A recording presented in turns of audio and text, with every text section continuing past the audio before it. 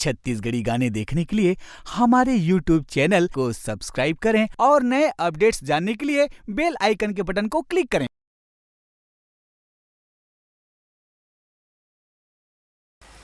Riya, I love you।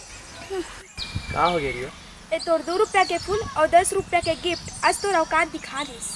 Riya, gift दे वाला के औकात नहीं देखे जाए, दिल देखे जाते हैं। यही तोर सोच मोर सपना ला पूरा नहीं कर सक। आज लेते अपन रास्ता, मैं अपन रास्ता। रिया रुक जा, रिया रुक जा।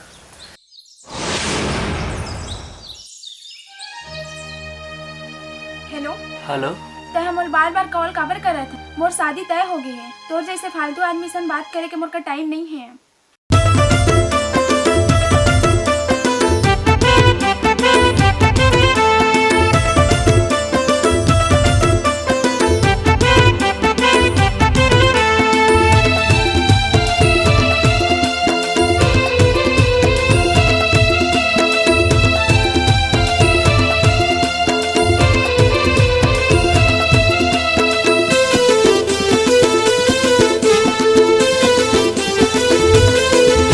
कहाँ तोला हे रानी मोर नैना ले आंसू बहागे जानू रे। का बतावा तोला हे रानी मोर नैना ले आंसू बहागे जानू रे। पैसा ला प्यार माने मोला तह बैरी जाने। पैसा ला प्यार माने मोला तह बैरी जाने। धोखा दे धोखा पावे पाछू जाके ते पछतावे। दिल के मुर्गल अपना है का बतावा तोला ए रानी मोर नैना ले आंसू बहागे जानू रे। कैसे कहाँ तोला ए रानी मोर नैना ले आंसू बहागे जानू रे।